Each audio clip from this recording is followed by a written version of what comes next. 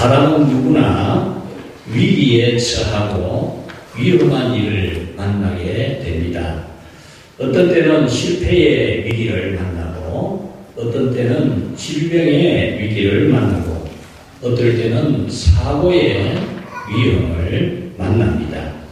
이런 위기와 위험을 만나게 되면 두렵고 무섭고 불안해집니다. 오늘 성경에서 사도 바울은 큰 위험에 처해졌습니다. 죽을 수도 있는 그런 위기에 빠졌습니다. 40여 명의 사람들이 바울을 죽이기 전에는 먹지도 않고 마시지도 않겠다, 그렇게 동맹을 맺고 이 바울 사도를 죽이려고 지금 대기하고 숨어있는 그런 상태입니다.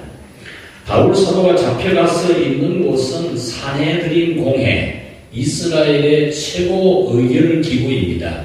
70명의 의원으로 구성되어 있는데 여기에서 모든 것을 다 결정합니다.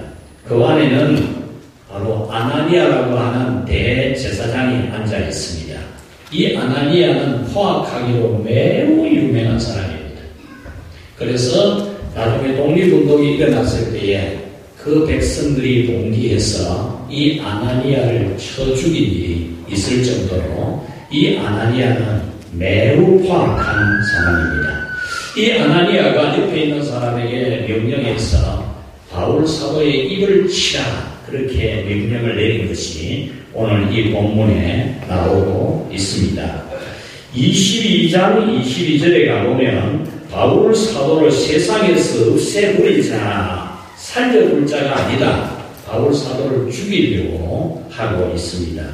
23절에는 그 사람들이 우통을 벗고 막 흙을 집어 던지면서 겁석을 터는 장면이 나오고, 24절에서는 바울이 채찍에 맞고, 25절에서는 가죽줄에 묶여지는 그런 내용이 나옵니다.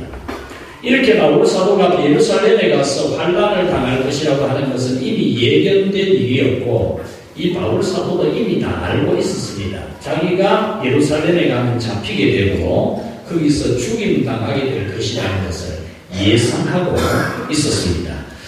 사도행전 20장 22절에 보면은 성령에 매여 예루살렘으로 가는데 거기서 무슨 일을 당할지 알 수가 없다.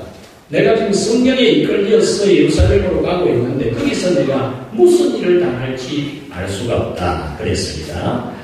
사도행전 20장 23절에 보면은 결박과 환난이 나를 기다린다, 그렇게 말했습니다. 25절에서는 내 얼굴을 다시 보지 못할 줄을 알아라, 작별 인사를 하고 예루살렘으로 올라가고 있습니다. 바울 사도가 이러한 위험에 처한 것은 이뿐이 아닙니다. 그가 예수님을 믿고 예수님을 이 세상에 전하는 교회를 세우고 복음을 전하기로 작심한 그날부터 지금까지 그는 줄곧 위기에 빠졌고 위험에 처했습니다.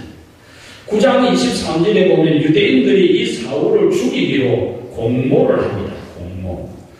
24절에서는 밤낮으로 이 바울이 성문 밖으로 나오면 죽이겠다고 성문 밖에서 대기를 하고 있습니다. 13장 13절에서 52절까지에서는 바시디아 안디옥에서 교회를 개척하고 복음을 전하는데 그곳에서 유대인들이 사람을 선동해서 박해를 하고 그 지역에서 교회를 못 세우도록, 전도를 못하도록 쫓아내게 됩니다. 14장 1절에서 7절까지에 보면은 이고니온에 가서 교회를 세우고자 복음을 전하는데 그곳에서도 유대인들이 이방인들을 선동해서 모욕을 주고 돌로 치려고 했습니다. 14장 8절에서 28절에서는 루스드라에 가서 교회를 개척하고 복음을 전하는데 그곳에서도 유대인들이 이 바울을 죽이려고 돌로 쳤는데 자기들이 볼 때 죽었다 싶었어요. 그래서 죽은 줄 알고 성 밖에 던져버렸습니다. 거기서 그는 7일 동안 밤낮으로 혼수 상태에 빠져 있었습니다. 16장에 가서는 유럽의 첫 도시 루디아 첫 도시 빌립보에서 복음을 전하는데 거기에서 최초의 교인 루디아를 얻게 되죠. 그곳에서 복음을 전하고 교회를 개척하는데 귀신 들려서 점치는 여자, 점주가 귀신 들린 여자를 시켜서 점을 치고 돈을 버리는 그런 상태인데 그 귀신을 쫓아내어서 더 이상 점을 못 치게 되니까 이 점주들이 이 바울 사도와 신라를 잡아다가 관에 넘깁니다. 거기서 바울 사도는 큰 몽둥이에 너무나 많이 맞았습니다. 그리고 쇠고랑에 차려서 감옥에 갇히게 됩니다. 17장에 가보면 데살로니가에 전도하고 교회를 개척하는데 유대인들이 불량배들을 동원해서 이 바울 사도를 잡으려고 하는 내용이 나옵니다. 또 17장 중반에 가보면 베레아에서 전도를 하는데 이 데살로니가에 있는 유대인들이 베레아에까지 와가지고 이 바울 사도를 고통을 줍니다. 비방을 하고 핍박을 하죠. 18장에서는 고린도시에서 교회를 개척하고 복음을 전하는데 유대인들이 대적을 해서 비방을 해서 곤욕을 당합니다. 19장에서는 에베소에 가서 교회를 개척하고 전도를 하는데 그곳에서 우상 제조업자들이 소동을 일으켜서 큰 혼란을 겪기도 했습니다. 이렇게 바울 사도가 교회를 개척하고 복음을 전하는 그곳에는 언제나 고난의 연속이었습니다. 고난의 연속. 이 모든 과정을 고린도서 11장에서 이렇게 요약을 하는데 고린도서 11장 23절에 수고를 넘치도록 하였다. 수고를 넘치도록 했다. 옥에 갇히기도 많이 했다. 감옥에 갇히는 게 한두 번이 아니고 많이 했다. 매도 수없이 맞았고 여러 번 죽을 뻔했다. 한두 번 맞은 게 아니고 수도 없이 맞았다. 감옥에 갇힌 것도 너무나 많이 갇혔다. 24절에서는 40일에 하나 가만매를 5번 맞았다 그랬습니다. 여기서 40대 하나 가만매라는 말은 40대를 때리면 죽는다는 겁니다. 그래서 죽지는 않도록 때리라고 하는 게 40에 하나 가만매입니다. 그러니까 죽지는 않을 정도로 때리는 매를 5차례나 맞았습니다. 3번 태창으로 맞았고 1번 돌에 맞았고 3번 타고 가던 배가 풍랑을 만나서 곤욕을 쳤다. 강의 위험, 강도의 위험, 이방인의 위험, 시내의 위험, 광야의 위험, 바다의 위험, 거짓 형제 중에 위험을 당했다 그랬습니다. 여러 번 자지 못했다. 한두 번 잠을 못 잔 게 아니고 잠을 못 잔 날이 너무 많다. 줄이며 목마르고 여러 번 굶었고 여러 번 헐벗었다. 먹지 못한 게 여러 번이다. 28절에 날마다 내 속에 눌리는 일이 있으니 곧 모든 교회를 위한 일이라. 내가 이 모든 고통보다도 더 큰 고통은 교회들이 어려움을 당한다는 소식에 내 마음이 심히 눌리고 있다. 이렇게 바울 사도는 교회를 개척하고 복음을 전하는 과정에서 항상 위험에 처해 있었습니다.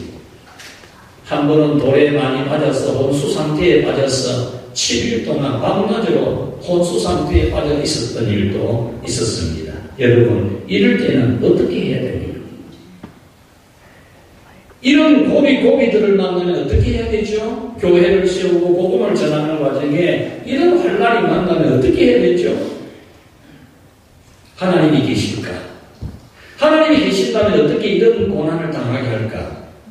내가 교회를 세우고 복음을 전하는데 왜 이렇게 굶어야 되고 왜 헐벗어야 되고 왜 내가 박해를 받아야 되는가?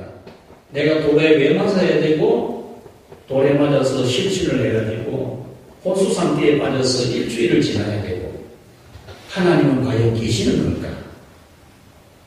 이런 의문이 들지 않겠습니까? 큰 사고를 만나거나 무서운 질병을 만나거나 인생의 환난을 만나면 어떻게 해야 됩니까? 그래서 저는 바울 사도를 만나서 물어보았습니다.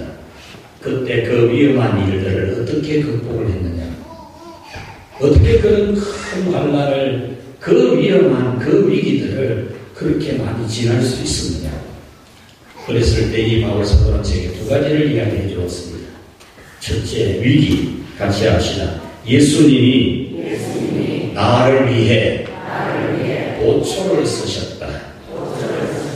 바울 사도는 위기, 맞아, 엄청난 위기였어. 위험, 정말 엄청난 위험이었어. 나 두렵고 무서웠다. 정말 죽을 것 같았어. 돌에 맞았을 때는 정말 죽는 줄 알았어. 너무 힘들었지만, 그런데 그때마다 예수님이 나의 보초를 쓰고 있었다. 너 그거 아니? 그러더라. 예수님이 나를 위해 보초 썼단 말이야. 11절에 보면은 그날 밤에 주께서 바울 곁에 서서라고 했습니다. 여기서 곁에 서서라는 이 원문은 군사 용어입니다. 군대에서 사용하는 용어입니다. 곁에 서다 하는 이 헬라어는 위에서 보초를 썼다, 그런 뜻입니다. 바울 사도가 그 절망 가운데, 두려움 가운데, 무서움과 불안한 가운데 감옥에 갇혀 있을 때 하나님이 자기 머리 위에서 보초를 쓰고 있더라. 이렇게 하나님은 우리가 위기를 만날 때에 우리 곁에서 보초를 쓰고 계시는 하나님이십니다. 여호수아는 이렇게 말했습니다. 여호수아 23장 26절에 여수는 이어 하나님 같은 자 없다. 이스라엘 백성들아, 하나님 같은 분 없다. 그가 너를 도우시려고 하늘을 타시고 궁창에서 위엄을 나타내시는도다. 하나님이 우리를 지키고 우리를 보초쓰기 위해서 하늘에서 하늘을 타고 궁창을 타고 위엄을 드러내고 있다. 요즘 우리나라에 아주 좋은 전투기, 전복기가 있죠. F-35A, 레이더망에도 걸리지 않는. 그래서 김정은이가 지금 엄청 겁을 내고 있습니다. 그거 몇 대가 그냥 올라가서 지 있는데 때리면 그냥 죽을 기니까. 레이더에 안 잡히는 거니까 겁을 엄청 냅니다. 여러분, 그 F-35A가 여러 대가 편대를 이루어서 우리 위에 있다고 한번 상상을 해보십시오. 그 위용을 드러내는 걸 한번 상상해 보십시오. 여러분, 하나님은 그 전폭기 전투기보다 비교할 수 없는 권세와 능력을 가지고 우리를 지키고 계시는 것을 믿으시기를 바랍니다. 여호수아는 하나님 같은 자 없다 그랬습니다. 여러분 위에서 위용을 드러내시며 보초를 쓰시는 이런 하나님 같은 자는 아무도 없습니다. 시편 121편 5절에 이렇게 말합니다. 여호와는 너를 지키시는 자. 여호와는 너를 지키시는 자. 내 오른쪽에서 내 그늘이 되시나니 낮에 해가 밤에 달이 너를 해치 못하고 상하지 못하게 할 것이다 그랬습니다. 이 말씀도 하나님이 내 우편에서 네가 가는 오른쪽에서 네가 가는 방향에서 그늘이 계신다라고 하는 이 단어도 하나님이 위에서 보초를 쓰고 있다 그 말입니다. 하나님께서 여러분의 가는 방향에 하늘에서 보초를 쓰고 낮의 해라는 말은 밖에서 오는 환난을 말한다면 밤의 달이라는 말은 내면의 세계에 일어나는 슬픔과 우울함과 낙심과 절망과 두려움과 무서움과 이런 것들이죠. 하나님이 우리 살아가는 방향에서 보초를 썼어요. 그런 환난이나 내면의 고통이 우리를 이기지 못하게 하시는 하나님이십니다. 여러분, 바울 사도는 위기의 연속을 보내었죠. 물의 위험, 불의 위험, 칼의 위험, 돌에 맞아 실신하고 죽지 않을 정도로 맞고 죽이려고 하는 결사대가 조직이 되는 그런 위기들이 많았습니다. 그러나 그때마다 하나님이 그의 보초를 쓰고 있었다는 겁니다. 오늘 본문에서도 하나님이 보초를 써 주셨습니다. 12절에서 15절에 보면은 바울을 죽이기 전에는 아무것도 먹지 않고 맹세한 사람 40명이 있었는데, 이 사람들이 바울이 이 성문에서 나오면 죽이려고 딱 대기를 하고 있는데, 이 상황을 바울의 생질이 알게 됩니다. 그래서 생질이 군인 1000명을 거느리는 천부장 군대 지휘관을 찾아가서 지금 40명이 바울이 성문 밖으로 나오기만 하면 죽일 계획을 짜고 있습니다. 일러주죠. 이것을 들은 이 천부장이 보병 200명, 창병 200명, 기병 70명, 470명이 바울 사도를 안전하게 호송하도록 했습니다. 이렇게 하나님은 우리의 보초병처럼 우리가 어떤 어려움을 만나든지 우리를 지키시는 하나님이십니다. 이사야 41장 10절에 두려워하지 말라, 내가 너와 함께 함이니라. 하나님이 우리의 보초를 쓰고 계신다는 겁니다. 이사야 43장 2절에 네가 물 가운데로 지날 때에 내가 함께 할 것이라. 하나님이 보초를 쓰신다는 겁니다. 여러분, 하나님께서 여러분을 지키시는 보초로 계신다는 것을 상상을 한번 해보십시오. 그런데 상상이 아닙니다. 실제입니다. 실제. 하나님께서 하늘의 권세와 땅의 권세, 전능한 힘을 가지고 여러분을 지켜주고 보호해주고 있는, 보초 쓰고 계시는 그 하나님을 믿으시기를 바랍니다. 두 번째로 어떻게 그 위기, 그 위험한 것을 극복했습니까? 라고 물었을 때에 그는 이렇게 대답했습니다. 같이 합시다. 하나님의 위대한 승리였다. 위기? 하나님의 승리였다. 그 엄청난 위기들이 다 하나님의 뜻이 있는 일들이더라. 고난 나갈 때는 몰랐는데, 위험에 처했을 때는 두렵고 무섭고 불안했는데, 지나고 보니까 하나님의 큰 뜻이 있었다. 13장에 보면 안디옥에서 그가 전도하고 교회를 세우는데 유대인들이 선동을 해서 박해를 하죠. 그것 때문에 바울 사도는 이고니온으로 갑니다. 이고니온에 가서 또 교회 세우고 또 복음 전합니다. 그리고 14장에서 이고니온에서 교회를 세우고 전도하는데 그곳에서 모욕을 주고 돌을 던지려고 했지만 그것 때문에 루스드라에 가서 또 교회 세우고 루스드라에서 또 전도합니다. 루스드라에서도 유대인들이 충동질을 해서 돌로 바울을 쳐서 죽은 것 같이 만들었지만 그는 그것 때문에 또 다른 곳에 가서 교회를 세우고 또 전도하였습니다. 오늘 본문에서 예루살렘에서 이제 잡혀서 죽을 것 같습니다. 여기서 끝날 것 같던데 그게 아니고 여기서 예루살렘에서 잡혀서 이제 로마로 호송을 당합니다. 로마 국정에 이제 상소를 하기 때문에 로마, 온 세계가 로마로 통하는 그 시대에 로마에 가서 이제 복음을 전하게 되죠. 우리 연초 2019년 1월 첫 주일에 설교하면서 담대하게 거침없이라는 설교를 했습니다.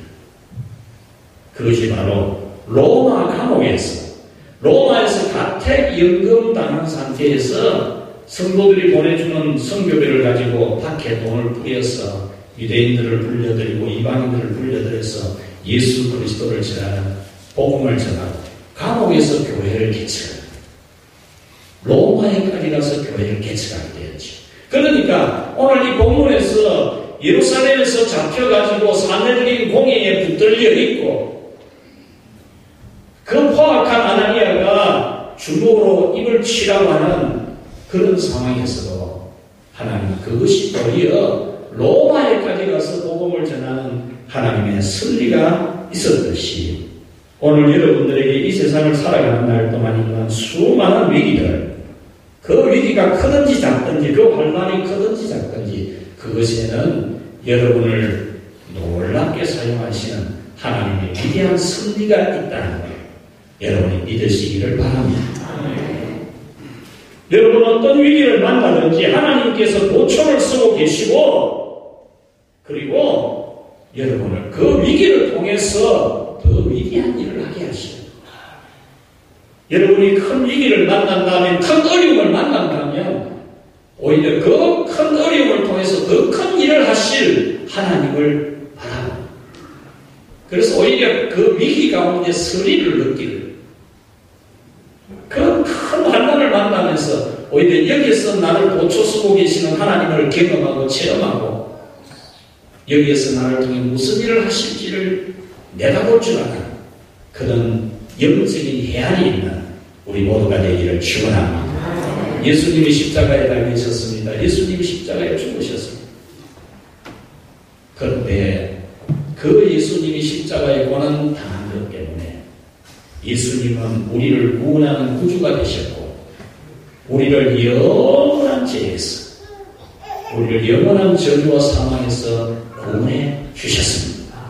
예수님이 십자가에 죽으시고 지옥에 내려갔다 오신 것 때문에 우리가 지옥 들어가는 것을 차단시켰고 우리를 천국에 가는 하나님의 백성이 되게 했습니다.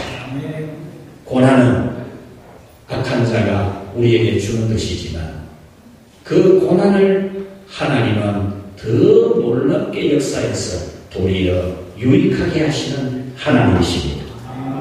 그러면 하나님께서 자기 백성을 돌보시는데 고통을 당한다. 이 무슨 이유일까?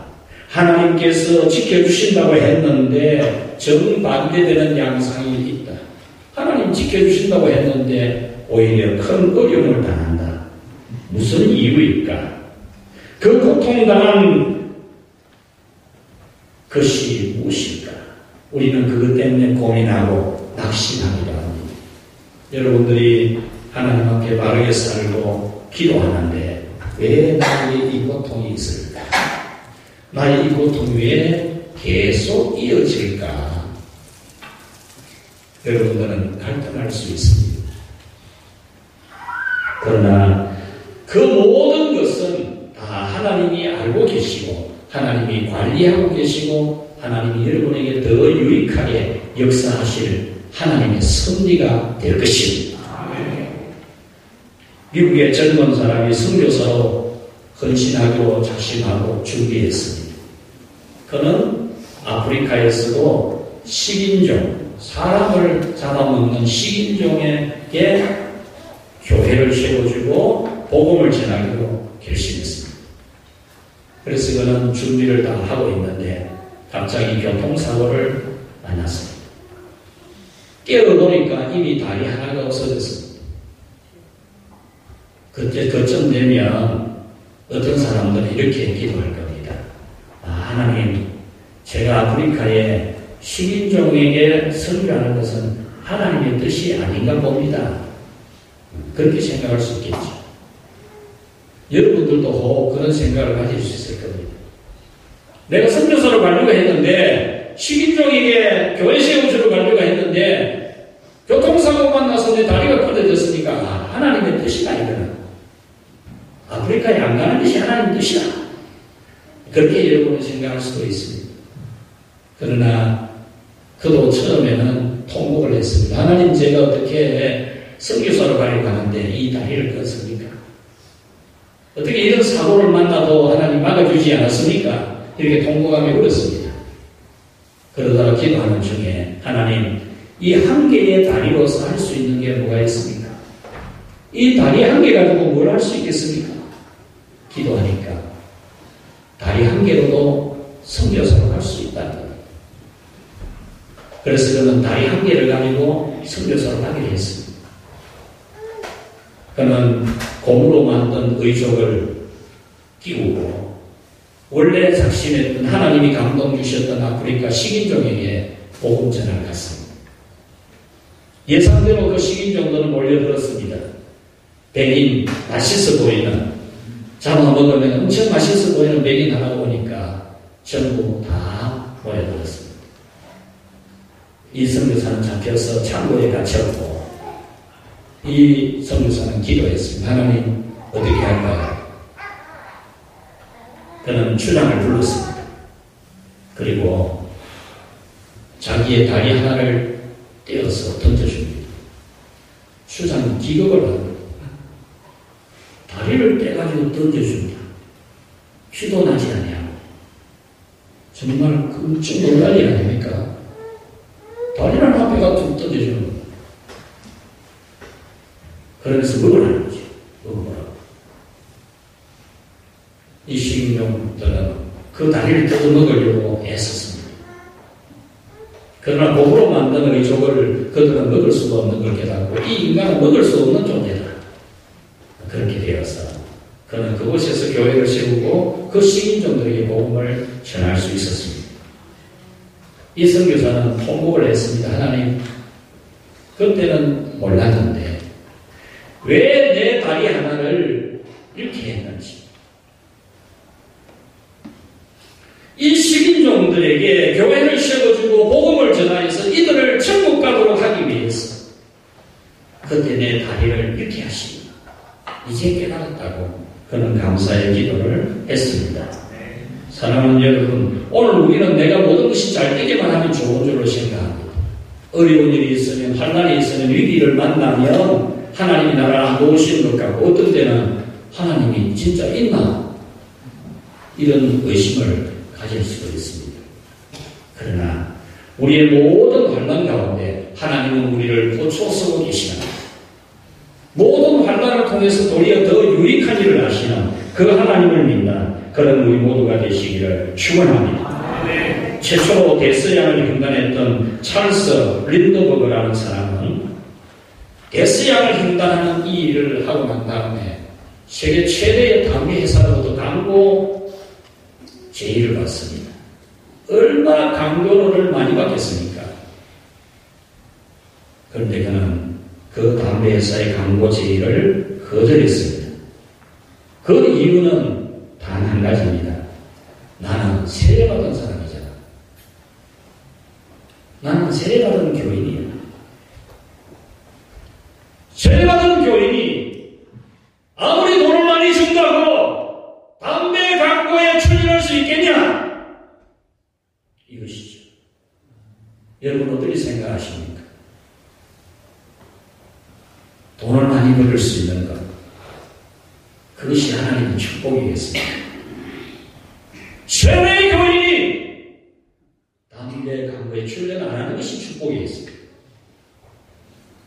오늘 이 시대 물질 중심으로 살아가는 이 시대에 살아가는 우리 모든 성도 여러분, 이 모든 세상 가운데서도 정말 축복이 무엇인지를 하는 그런 우리 모두로 살아갈 수 있기를 축원합니다. 하나님 아버지 감사합니다. 주님의 고난을 통해 우리에게 구원이 이르게 하시고 우리의 고난을 통해 하나님의 나라가 부흥되게 하시는 하나님, 도무지 이해할 수 없는 하나님의 섭리 앞에 머리를 숙이며 경배를 드립니다. 고난 중에 있는 성도가 있습니까? 위기에 빠진 자가 있습니까? 하나님이 하늘에서 꽃초를 쓰고 계시는 것, 저들이 확신할 수 있게 하여 주옵소서. 우리 하나님의 그 모든 위기 가운데 도리어 더 유익하도록 역사하실 하나님을 믿어지는 믿음이 있게 하여 주옵소서. 예수님 이름으로 기도하옵나이다. 아멘.